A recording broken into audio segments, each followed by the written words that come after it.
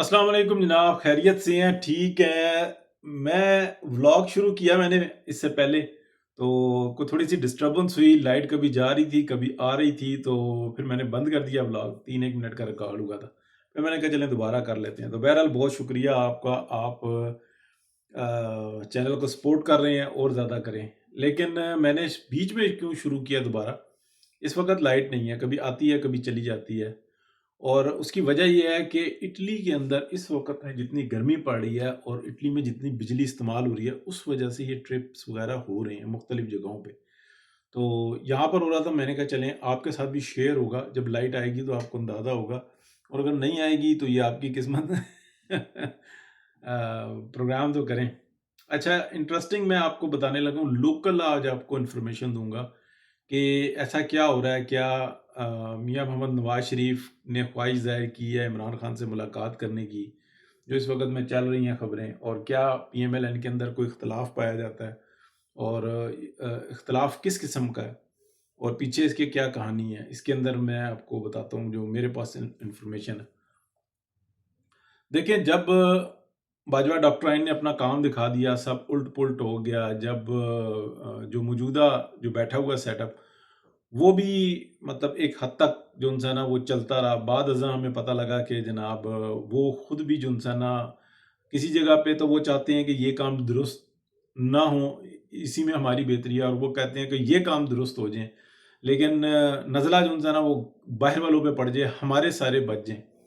तो जो बच जाते हैं ना, तो फिर वो साजिशें दूसरी करना शुरू कर देते हैं। एक बंदे के पकड़े जाने से, यानी कि फैज़ मीर के पकड़े जाने से, और वो भी उसके ऊपर ऐसा केस जो सिर्फ़ और सिर्फ़ पैसे से मुतल्लिक है, तो वहाँ पे भी नहीं कुछ होता। और मैं आपको डज़न्स ऑफ टाइम बता चुका, और जब वो अरेस्ट हुए थे उनके तकरीबन 15 दिन बाद के मेरे व्लॉग्स देख लें, मैंने आपको बता दिया था बिल्कुल वाज़ेह कि उस बंदे ने अपने आप को बिल्कुल प्रिपेयर कर लिया और वो नहीं पकड़ा जाएगा। वैसे उसको धक्के से जो है ना उसको फँसा दें, तो फँसा दें, वरना उसने जिस तरीके से जो है ना बिसात बिछाई है, तो वो काबू आने वाला नहीं है। बहुत इंटेलिजेंट बंदा है। अच्छा, अब आ जाते हैं कि मौजूदा सूरत-ए-हाल में मियाँ मोहम्मद नवाज़ शरीफ और इमरान खान की बात, और फिर सियासतदानों की। देखिए, मियाँ मोहम्मद नवाज़ शरीफ जो उनसे है ना, वो अपनी पार्टी को भी अवेलेबल नहीं है। वो प्राइम मिनिस्टर के लिए भी जो है ना, वो बहुत कम अवेलेबल है, उनसे राब्ता करना पड़ता है, रिक्वेस्ट करनी पड़ती है। वो ये कहते हैं कि यार आपने एक सेटअप जो उनका था ना, वो चेंज करके और आपने इख्तियारात मामलात अपने हाथ में ले लिए हैं। और मैंने आपको ये बात कही इन द एंड कि मेरी आपको पूर्ण मुकम्मल सपोर्ट होगी, तो मैं क्या सपोर्ट कर सकता हूँ। अब सपोर्ट होती नहीं, वो मशावरत के लिए वो राब्ते-शाब्ते करते हैं, तो वो कहते हैं कि जो करोगे बिल्कुल बेहतरीन है, और मैं अब इसके अंदर ज़्यादा जो है ना टेंशन नहीं लूँगा। तो बाकी पार्टी है, उसका मैं सदर हूँ, उसके मामलात जो उनसे हैं ना, अभी अगर कोई इलेक्शन में जा रहे हैं या कुछ ऐसी बात है, तो वो भी जो है ना देख लें। और इस वक़्त में अगर हम पार्टी को ऑर्गेनाइज़ करते हैं, तो हम क्या बयानिया लेके पब्लिक के अंदर जाएँगे, क्या बताएँगे, किस तरीके से काम होंगे।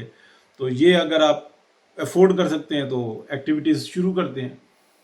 तो शहबाज शरीफ साहब जो है ना, उस पे खामोश हो जाते हैं, पार्टी के चंद अरकान खामोश हो जाते हैं, जो बाकी होते हैं वो कहते हैं मियाँ साहब हम तो आपकी वजह से काम कर रहे हैं। वो कहते हैं जी बिल्कुल आप काम कर रहे हैं और आप काम करें। माँ सिवाय 2-3 लोग हैं जिनमें टॉप पे ख्वाजा साद रफ़ीक हैं, कि जो अपने असूल के ऊपर डटे हुए हैं, लेकिन बेहतरीन स्ट्रैटेजी रही। उन्होंने नाराज़गी नहीं शो की, उन्होंने कहा कि मैं पीछे हूँ इस हुकूमत से, जो कुछ हुआ है उसको देखा जाएगा, जिस तरीके से इलेक्शन हरवाए गए हैं, यानी कि अज़हान के ऊपर काबू पा के, तो वो हमारी समझ से बाहर है। इलेक्शन के अंदर तो ये चीज़ जो सी है ना, अगर हमारे साथ धक्का भी हुआ है, तो इसका हल जो है ना वो धक्का नहीं है, धक्के का हल धक्का नहीं है, बल्कि ये वो जाने जिन लोगों ने ये काम किए हैं। अब मैं आपको अगले इस पे लेके जाऊँ, तो मियाँ नवाज़ शरीफ तो इमरान खान से मुलाकात करें या वो ऐसी ख्वाहिश का इज़हार करें या इस वक़्त में ऐसी बात करें, मुमकिन ही नहीं है। तो मालूमात की तो वो कहने लगे यार क्या है, वो लंदन गए हुए थे इलाज के लिए, वापस आए हैं, वो मरी चले गए हैं। ये रूटीन उनकी उनके बचपन से है। यानी कि ये दोनों जो उनसी है ना, उनकी जगहें वो वही मकामात हैं, वो जहाँ पे घूमते हैं, फिरते हैं। पहले प्रोटोकॉल नहीं होता था, अब प्रोटोकॉल होता है। और आप कह लें कि पाकिस्तान के अंदर अगर कोई स्विट्ज़रलैंड है, तो वो मरी है, ठीक है? फिर उससे बहुत-बहुत खूबसूरत एरिया।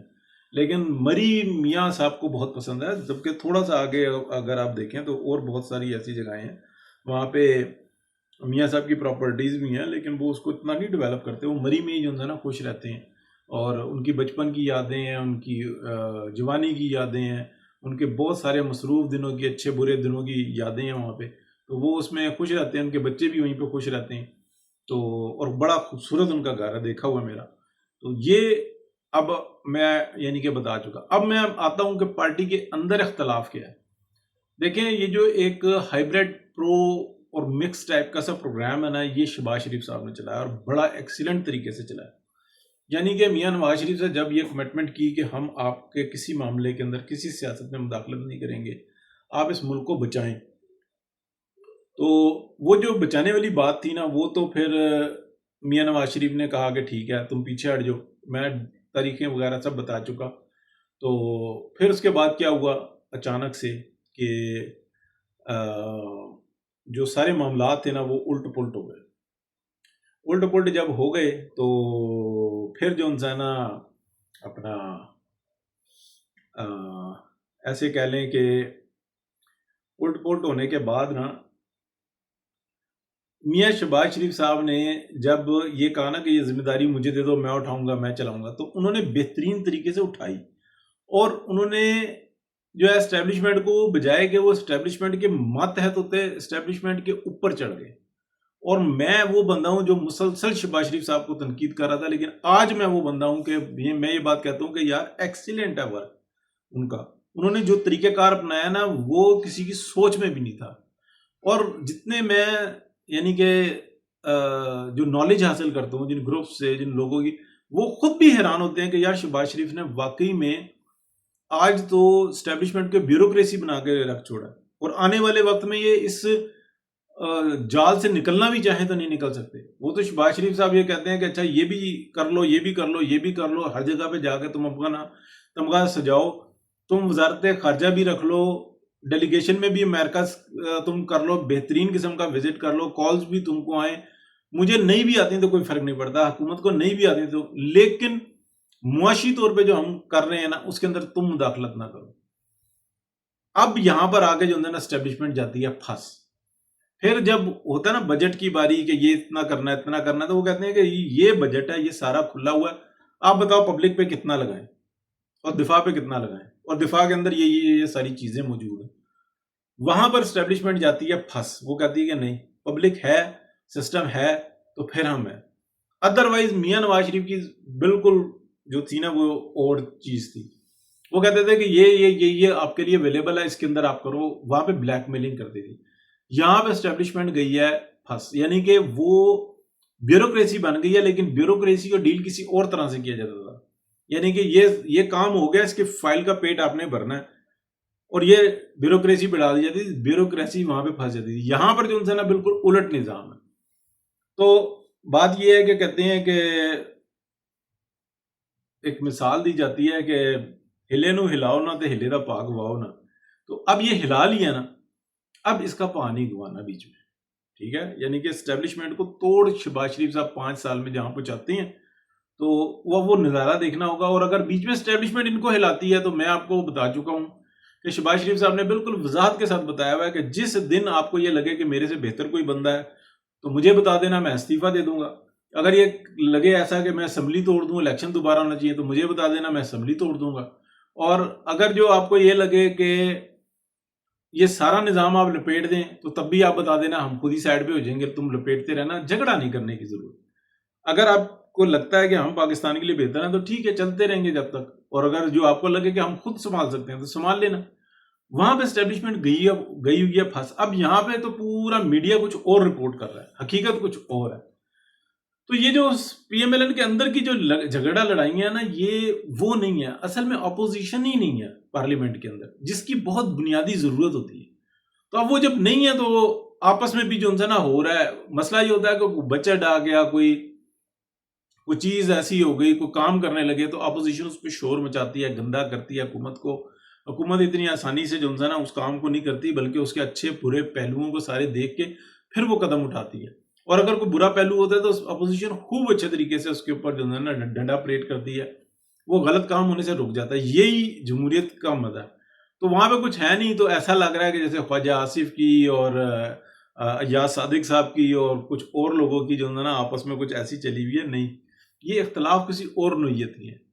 پلس ایک میں آپ کو بات بتاؤں کہ جو ہوا ہے نا، جو ایک ہوا ہے، کچھ اجلاس ہوئے ہیں، اس میں محسن نقوی صاحب بیٹھے ہوئے تھے، وہاں پہ بیٹھنا چاہیے تھا خواجہ آصف صاحب کو، وزیر دفاع تھے اس سارے معاملات میں۔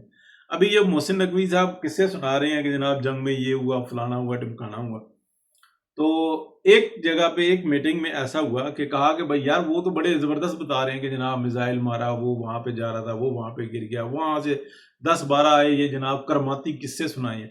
تو اس کے اوپر جو ہے نا حکومت کے اندر سے یہ لے دے ہوئی ہے کہ دنیا کے اندر ڈنکا بول رہا ہے کہ پاکستان کی بیسٹ کارکردگی ہے، اب آپ اس میں کرامتیں گنوا رہے ہو، حالانکہ یہ باتیں نہیں ہیں۔